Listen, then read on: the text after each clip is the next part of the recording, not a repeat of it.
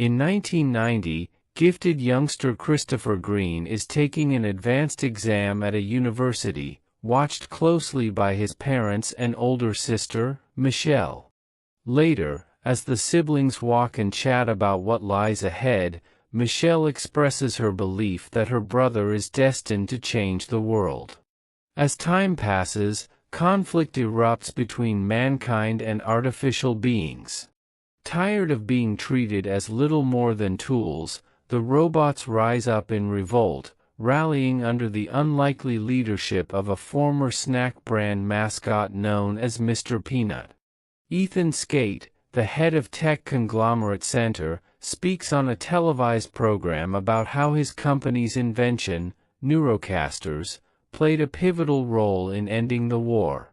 These devices allowed humans to synchronize their minds with purpose-built drones, shifting the balance in humanity's favor and driving the robots into a restricted zone referred to as the EX. A fragile treaty was struck, and the robots withdrew. Now, with the war behind them, humans spend their days immersed in a virtual reality powered by the casters, disconnected from genuine human contact. In 1994, Michelle, now under state care, resides with an indifferent foster guardian named Ted. At school, she refuses to engage with the Neurocasters and is summoned by her social worker, Ms. Sablinsky. During their meeting, Michelle reveals that she lost her parents and Christopher in a tragic car crash, caused when their father struck a deer on the road. That evening, Michelle stumbles upon a small, animated robot outside her house. Calling itself Cosmo, it bears a striking resemblance to the hero of Christopher's favorite cartoon, Kid Cosmo. The bot convinces Michelle that he was created by Christopher, who, against all odds, might still be alive. When Ted learns of Cosmo's presence, Michelle and her new companion flee in his car before the authorities can be alerted. The pair stop at a roadside station, where Cosmo, who mostly communicates through familiar catchphrases, attempts to explain that they must break into the EX and locate Dr. Clark Amherst. Amherst is the very doctor who once told Michelle that Christopher and their parents had died. Cosmo believes the doctor knows where Christopher's body is hidden.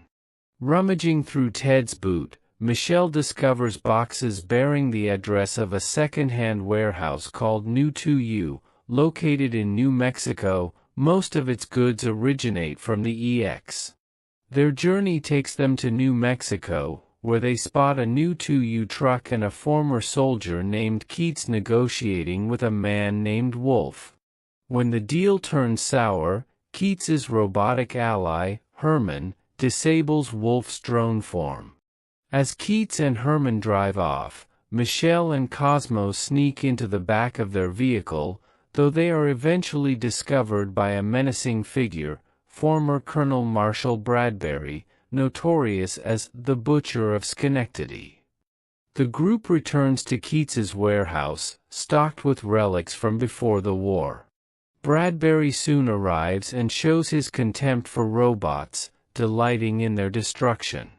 Despite efforts to fend him off, Bradbury gains the upper hand and stops them from escaping. Just before he can dismantle Cosmo and Herman, Michelle crashes a forklift into Bradbury's drone, severing his connection and allowing their escape. With no other option, Keats and Herman agree to help Michelle and Cosmo reach the EX. Meanwhile, Skate uses a Neurocaster to relive a fabricated memory of a peaceful meal with his mother, who in truth was a violent alcoholic. His scientists interrupt to inform him that their system is malfunctioning because Christopher's consciousness, used as a core power source, has breached the digital defenses. Fearing disaster, Skate commands that Christopher be found immediately. He then enlists Bradbury via virtual simulation to stir fears of renewed robot aggression. Atop Tabletop Mountain in the EX, Michelle and her companions are taken to Dr. Amherst's hideout, where they meet a host of quirky robots including Penny the Postbot, Pops the baseball-loving droid, and Perplexo, a magician bot. Mr. Peanut continues to lead the bots with a stern anti-human stance and admits to having banished Amherst for meddling with humans.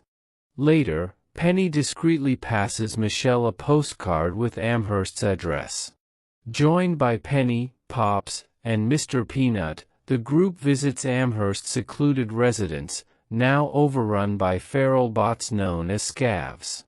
Amherst activates a defense mechanism to fend them off and brings the group inside.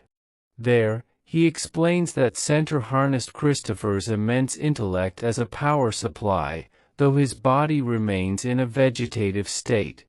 Amherst, racked with guilt, reveals he helped Christopher escape into the system. He also introduces his own creation, a bot that speaks with his voice, named Mr. PC. Through this bot, Amherst shows Michelle the harrowing experiments done on her brother. Suddenly, Bradbury appears with Skate's security force. A scuffle breaks out, Mr. Peanut loses his hat in the chaos, Pop strikes back with explosive baseballs, and Skate fatally wounds Amherst before abducting Cosmo to reconnect him to Christopher's consciousness. Disgusted by Skate's cruelty, even Bradbury questions the man's motives. Though morale is low, Michelle is determined to carry on and travel to Center's headquarters in Seattle to rescue her brother. Mr. PC warns her that Christopher's mind is now intertwined with the entire system. Shutting one down will terminate the other. Despite the risk, Michelle sets out, backed by Keats and the remaining bots. The group launches an all-out assault on Center. Herman takes control of a towering mech suit to fight off security drones. Bradbury, witnessing Skate's complete disregard for life, switches sides and joins the bots. Inside the building, Mr. Peanut confronts Skate, while Michelle locates the control hub and enters the virtual world. She meets Christopher within the simulation, who confirms that ending Center will cost him his life. Tearfully, Michelle says goodbye and shuts down the system, disabling all drones and bringing the company to its knees. Mr. Peanut chooses to spare Skate, letting him live with the loss of everything he built. As Herman's massive frame collapses, Keats mourns, until a smaller version of Herman rolls out to greet him. In the aftermath, Center's collapse triggers a nationwide blackout, forcing people to disconnect from the virtual world and re-engage with reality.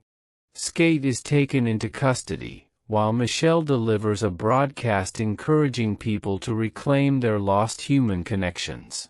Elsewhere, Cosmo's discarded shell lies in a junkyard. But then, a flicker of life, he slowly rises to his feet, hinting that a part of Christopher may still remain. Make sure to subscribe and hit the notification button so that you don't miss any of our video updates.